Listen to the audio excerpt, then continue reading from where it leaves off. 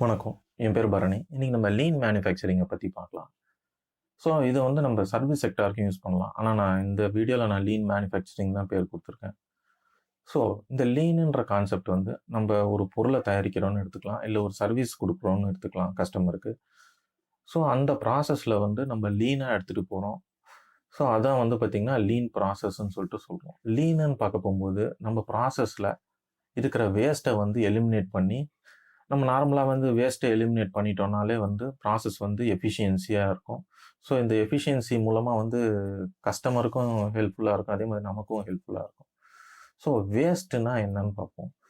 வேஸ்ட்டுன்றது வந்து எந்த ஒரு வேல்யூ அடிஷனும் தராதது தான் வேஸ்ட். நம்ம செய்ற ப்ராசஸ்ல கஸ்டமருக்கோ, இல்ல செய்ற மேனுஃபேக்சரருக்கோ எந்த ஒரு உபயோகமும் இல்ல, எந்த ஒரு வேல்யூ அடிஷனும் இல்லன்னா, அதுதான் வந்து நம்ப வேஸ்ட்டுன்னு சொல்லிட்டு சொல்றோம். ஜென்ரலா இந்த வேஸ்ட் எப்படி கண்டுபிடிக்கிறது? எதெல்லாம் வேஸ்ட்டு அப்படின்னு பார்த்தோம்னா, ஜாப்பனீஸ் வந்து முடான்னு சொல்லிட்டு சொல்றாங்க. அத வந்து 7 டைப்பா வந்து கேட்டகரைஸ் பண்ணிருக்காங்க. ஸோ 7 டைப்ஸ் ஆஃப் வேஸ்ட்ட பத்தி எல்லாருக்கும் தெரியும். ஸோ நம்ம ஒரு தடவ பார்ப்போம். 7 டைப்ஸ் ஆஃப் வேஸ்ட் வந்து ஓவர் புரொடக்ஷன் அதிகமா உற்பத்தி பண்றது, தேவையில்லாம உற்பத்தி பண்றது, வெயிட்டிங் காத்திருக்கிறது, ஒரு ப்ராசஸ்லேருந்து இன்னொரு ப்ராசஸ்க்கு வந்து ப்ராசஸ் ஆகுறதுக்கான டைமிங் வந்து அதிகமா இருக்கிறது. ஸோ இந்த பாட்டில் நெக்ஸ்லாம் அதிகமா இருக்கும். ஒண்ணு அதிகம் ஒரு ப்ராசஸ் அதிக நேரம் எடுத்துக்கும். ஒரு ப்ராசஸ் கம்மியான நேரம் எடுத்துக்கும். ஸோ இந்த மாதிரி வந்து வெயிட்டிங் ஒரு ப்ராசஸ்லேருந்து அவுட்புட் வரதுக்காக வெயிட் பண்றது. டிரான்ஸ்போர்ட்டேஷன் அதிகப்படியான மூவ்மெண்ட், ஓவர் ப்ராசஸிங் ஒரு ப்ராடக்ட்டை தேவையில்லாம அதிகப்படியா ப்ராசஸ் பண்றது. மூவ்மெண்ட் தேவையில்லாத மூவ்மெண்ட்ஸ், இன்வென்டரி அதிகப்படியான இன்வென்டரி, டிஃபெக்ட்ஸ். ஸோ இதெல்லாம் வந்து 7 டைப்ஸ் ஆஃப் வேஸ்ட்ன்னு சொல்லிட்டு கேட்டகரைஸ் பண்ணியிருக்காங்க. இப்போ வந்து பார்த்தீங்கன்னா, இது இல்லாம வந்து 8த் 8ஆ ஒண்ணு கேட்டகரைஸ் பண்ணியிருக்காங்க. அது வந்து அன்யூஸ்டு நாலேட்ஜ் அப்படின்னு சொல்லிட்டு சொல்றாங்க. ஸோ ஜென்ரலா நம்ம ப்ராசஸ்ல இந்த 7 வகையான வேஸ்ட் இருக்கா அப்படின்னு சொல்லிட்டு செக் பண்ணணும். செக் பண்ணிட்டு வந்து அத வந்து நம்ப ரிமூவ் பண்றதுக்கு அந்த வேஸ்ட்ட ரிமூவ் பண்றதுக்கு நெறைய நமக்கு வந்து லீன் டெக்னிக்ஸ் இருக்கு.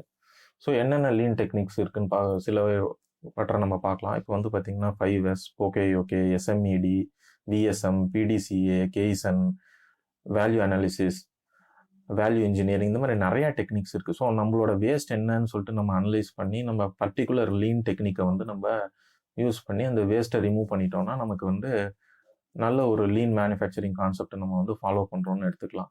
ஸோ இது வந்து பார்த்தீங்கன்னா எந்த ஒரு லீன் கான்செப்டும் வந்து கண்டினியூவல் இம்ப்ரூவ்மெண்ட்டுக்கு வந்து உட்பட்டது தான். ஸோ நம்ம கண்டினியூவா வந்து இம்ப்ரூவ் ஆகிக்கிட்டே இருக்கணும். பொதுவா இந்த லீனுன்னு பார்க்க போகும்போது நெறைய பேர் வந்து டொயோட்டா புரொடக்ஷன் சிஸ்டத்தையோ, அதே மாதிரி வந்து புல் சிஸ்டம் இந்த மாதிரி நெறைய சிஸ்டத்த தான் அவங்களுக்கு ஞாபகம் வரும்.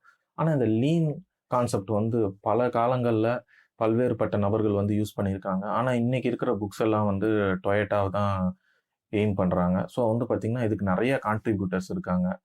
ஸோ நம்ம வந்து சில பயனியர்ஸும் அவங்க என்னென்ன பண்ணாங்க அப்படின்னு சொல்றது கேஸ் ஹிஸ்டரியா பார்ப்போம். இப்போ வந்து ஹென்றி ஃபோர்ட் எடுத்துப்போம். ஸோ இவரு வந்து என்ன பண்ணாரு அப்படின்னு பார்க்க போகும்போது, முதல்ல வந்து கார்ஸ் எல்லாம் வந்து ஒரு சிங்கிள் கார தயாரிக்கணும்னா 4, 5 ஆப்பரேட்டர் வந்து ஒரே கார்ல வந்து கான்சன்ட்ரேட் பண்ணுவாங்க. அசெம்பிளி பண்ணுவாங்க. ஸோ அத வந்து எப்படி மாத்துனாருன்னா, இந்த அசெம்பிளி லைன்ஸ உருவாக்குனாரு. ஸோ அசெம்பிளி லைன்ஸ்ன்னு எடுத்துக்கிட்டோம்னா, இப்போ ஒரு கன்வேயர்ல வந்து பார்ட் மூவ் ஆகிட்டே இருக்கும். ஸோ அதுல வந்து ஒரு ஆப்பரேட்டர் டயர மாட்டுவாரு. ஸோ கொஞ்சம் தூரம் போன உடனே இன்ஜின ஃபிக்ஸ் பண்ணுவாங்க. கொஞ்சம் தூரம் போன உடனே லைட்ட ஃபிக்ஸ் பண்ணுவாங்க. ஸோ கன்வேயர்ல மூவ்மெண்ட்டே இருக்கும். அசெம்பிள் பண்ணிட்டே இருப்பாங்க. ஸோ இந்த இத வந்து ஹென்றி ஃபோர்டு தன்னோட ஃபேக்டரியில வந்து இம்ப்ளிமெண்ட் பண்ணாரு. ஸோ இந்த அசெம்பிளி லைன்ஸ் கான்செப்ட்ட வந்து ஹென்றி ஃபோர்டு தான் கண்டுபிடிச்சாரா அப்படின்னு கேட்டீங்கன்னா கிடையாது. அவரு வேற ஃபேக்டரியில பார்த்து இவரு இங்க இம்ப்ளிமெண்ட் பண்ணாரு. ஆனா வந்து ஒரு பெரிய ஃபேக்டரியில ஒரு ஹை லெவல்ல இம்ப்ளிமெண்ட் பண்ணி அதுல சக்சஸ் ஆனவர் வந்து ஹென்றி ஃபோர்டு. அதே மாதிரி வந்து பார்த்தீங்கன்னா, ராக்கோஃபெல்லர். ஸோ ராக்கோஃபெல்லர் வந்து பார்த்தீங்கன்னா, ஒரு பெரும் பணக்காரர். ஸோ அவர் வந்து நியர்லி யுனைட்டட் ஸ்டேட்ஸோட 90% ஆஃப் ஆயில் இண்டஸ்ட்ரி அவர் கண்ட்ரோல்ல தான் இருந்தது ஒரு காலகட்டத்தில. ஸோ அவர் என்ன பண்ணாருன்னா, முதல்ல வந்து யுஎஸ்ல வந்து க்ரூட் ஆயில் எடுத்தாங்கன்னா, அந்த க்ரூட் ஆயில் வந்து மூவ்மெண்ட் ஒரு டெஸ்டினேஷன்லேருந்து இன்னொரு டெஸ்டினேஷன் போறதுக்கு வந்து ட்ரெயின்ஸ பயன்படுத்திட்டு இருந்தாங்க. ஸோ அதுக்கப்புறமா வந்து இவர் வந்து பைப்லைன கண்டுபிடிக்க ஆரம்பிச்சாரு. ஸோ பைப்லைன யூஸ் பண்ண ஆரம்பிச்சாரு. ஸோ பைப்லைன் மூலமா ஒரு இடத்துலேருந்து இன்னொரு இடத்துக்கு வந்து ஈஸியா அந்த க்ரூட் ஆயில் மூவ்மெண்ட் ஆச்சு. ஸோ இந்த ட்ரெயினோட அதுக்கு காஸ்ட் கம்மியா இருந்தது. ஸோ இது மட்டும் இல்லாம நெறைய பெனிஃபிட்ஸும் இருந்தது. ஸோ இதே மாரி தான் இப்போ நம்ம ஹென்றி ஃபோர்டு பார்த்த மாரி தான். இத வந்து இந்த பைப்லைன கண்டுபிடிச்சது வந்து ராக்கஃபெல்லர் கிடையாது. ஸோ அது மூலமா இவங்க நெறைய வந்து இவங்க ஃபேக்டரியில இம்ப்ளிமெண்ட் பண்ணி நெறைய சக்சஸ் ஆனாங்க. அதே மாரி இந்த லீன் மேனுஃபேக்சரர்ல வந்து லீன் மேனுஃபேக்சரிங் கான்செப்டில் வந்து முக்கியமான வந்து பங்களிப்பு பண்ணது வந்து டொயோட்டா கம்பெனி. ஸோ டொயோட்டா கம்பெனியோட ஃபவுண்டர்ஸ் வந்து டொயோடா அவங்க ஃபேமிலி தான். ஸோ அவங்க ஃபேமிலியில் இருக்க நபர்கள் வந்து நிறையா கான்ட்ரிபியூட் பண்ணியிருக்காங்க. அதே மாதிரி டொயோட்டா இன்ஜினியர்ஸ் நிறையா கான்ட்ரிபியூட் பண்ணியிருக்காங்க. இப்போ நம்ம ஊரில் பார்த்தோம்னா டிவிஎஸ் வந்து நிறையா கான்ட்ரிபியூட் பண்ணியிருக்காங்க. ஸோ ஆரம்ப காலகட்டத்தில் வந்து டிவிஎஸ் வந்து பஸ் சர்வீஸ் விட்டுட்டு இருந்தாங்க. ஸோ அவங்களோட எக்ஸாம்பிள் பார்ப்போம். இப்போ வந்து ஆரம்ப காலகட்டத்தில் நம்ம ஊர்களில் வந்து இந்த குதிரை வண்டிங்க, அதே மாதிரி மாட்டு வண்டி தான் வந்து ஓடிட்டு இருந்தது. ஸோ அந்த டைமில் வந்து டிவிஎஸ் வந்து பஸ் சர்வீஸ் விட்டுட்டு இருந்தாங்க.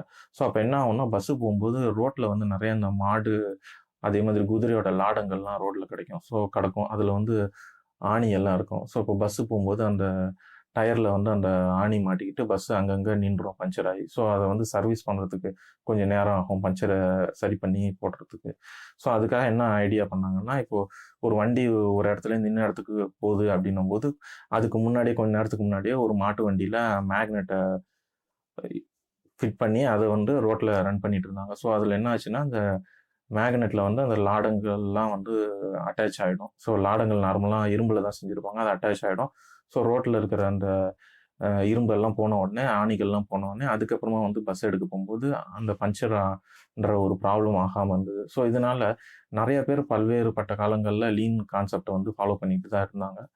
ஸோ லீனுன்றது வந்து பேசிக் அப்ளிகேஷன் ஆஃப் மைண்ட். ஸோ நம்ம வந்து நம்ம ப்ராசஸில் என்ன ப்ராப்ளம் இருக்குன்னு கண்டுபிடிச்சி, ஸோ நிறைய லீன் டெக்னிக்ஸ் இருக்குது, அதை வந்து பயன்படுத்தி நம்ம அதுலேருந்து அந்த ப்ராசஸை மேம்படுத்துறது தான் வந்து லீன் மேனுஃபேக்சரிங், இல்லை லீன் ப்ராசஸ், லீன் சர்வீஸ்ன்னு சொல்லிட்டு நம்ம எடுத்துக்கலாம். ஸோ இன்னைக்கு வந்து லீனை பற்றி உங்களுக்கு சொன்னது ஹெல்ப்ஃபுல்லாக இருக்கும்னு நினைக்கிறேன். தேங்க்ஸ்.